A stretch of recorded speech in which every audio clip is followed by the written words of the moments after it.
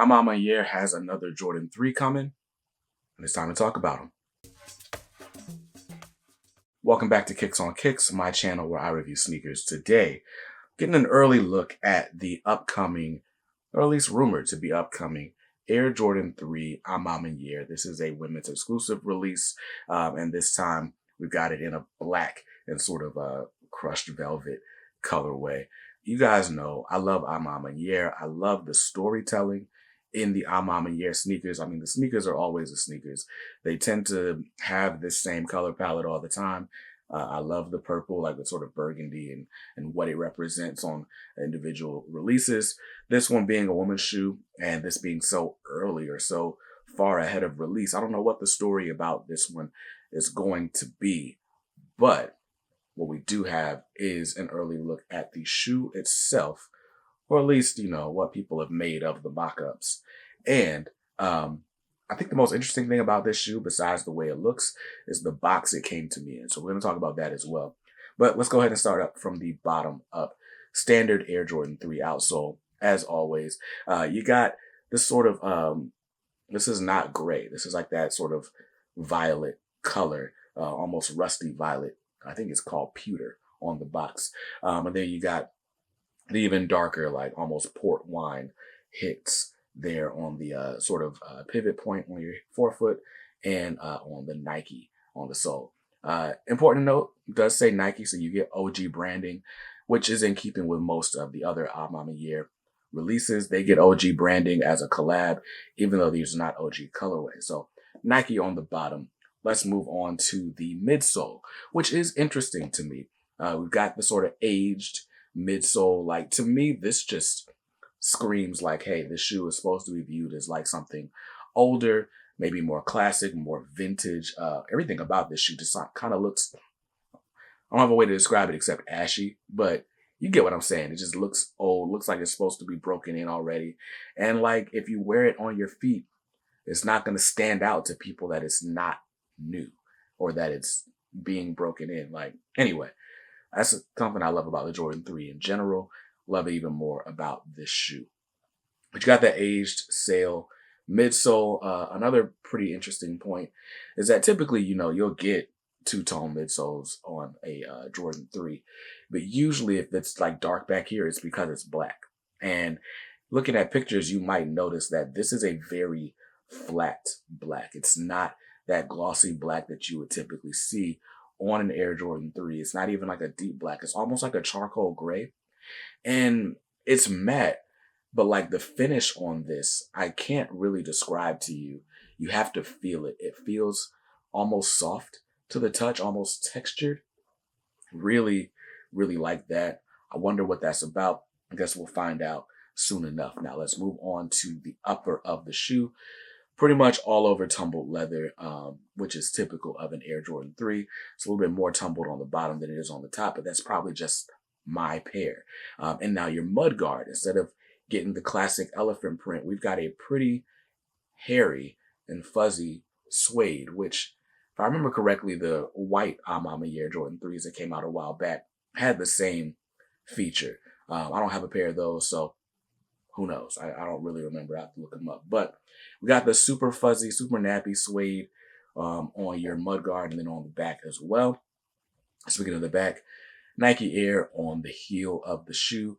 And then, you know, a black back tab. It's like a flat black back tab with the sail colored Nike Air. So that's pretty dope. Only other real distinguishing feature on this shoe is, of course, how you got the material on the tongue. It's like a nice tumbled nubuck material.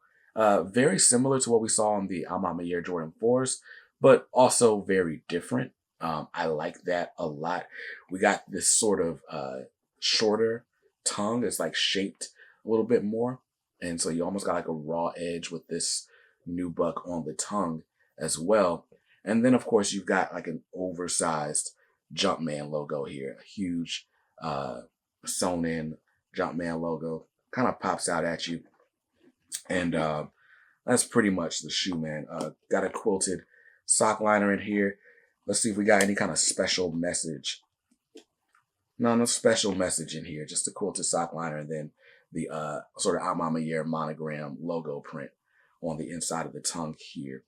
I should note that both shoes don't have the Jumpman. The right shoe has the Jumpman. The left shoe has the A Ma Maniere logo, but we've seen this co-branding for a while now. I really like the quilted sock liner, and I also like that the quilted sock liner is not all made of leather like it was on the Jordan 4.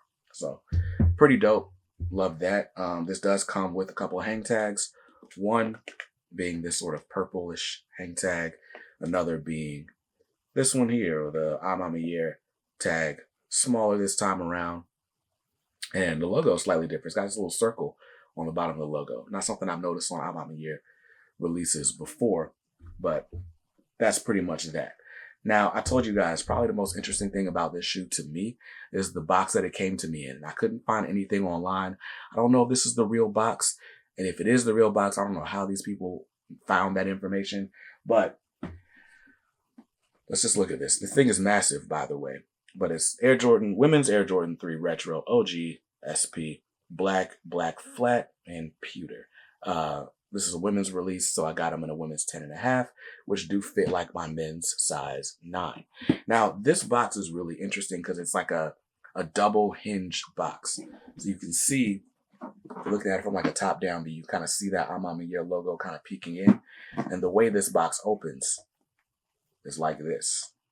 Like you got 2 hinges, and then you got another sort of hinge that opens up that way. And that's how you open this box. And that is the coolest part about this sneaker to me. Well, at least what came to me. Now, what I did notice inside this box is that there is co-branding between Converse, Jordan, and Nike. And so I was trying to figure out, like, hey, did Nike and A Ma Maniere do a pack with a Converse in it? And I couldn't find anything. And maybe my research skills just suck. But I don't understand why there would be a Converse branding on this shoe, considering Converse was not in the picture when the Air Jordan 3 was released. And it's also interesting there's no kind of like elephant print anywhere on any of this stuff. So I don't know. Maybe, yeah, I don't know. I don't know what the deal is with this box. Could be the wrong box, but it's a cool box if it is the right box. And I haven't seen this box in any other release. So all that to say, we haven't seen a release date for this shoe just yet. So everything about it could be wrong. As far as legit checking indicators, the one thing that I've seen, by the way, I feel like every mock-up I've seen online or every shoe I've seen online is a replica shoe. Even the ones that are being used on the sneaker blogs, but what else is new? But the one thing that stands out to me that's like, this doesn't seem right. One is sort of the height on the elephant print and the shape of the toe box. Shape of the toe box just doesn't seem right on this shoe. But the other thing that stands out to me is the painting job on the midsole. Specifically, if you look in the air bubble, where the midsole is this sort of sail color, you can kind of see where the midsole was white and they just painted over it with the sail. It didn't quite get every piece. So like inside the air bubble, you'll notice it's like a stark white and not that aged sail color. And that seems odd to me. So we'll see what the official shoe looks like much closer to release date. Till then, that was your first look. Hope you enjoyed it. I'll see you in another review real soon. Peace.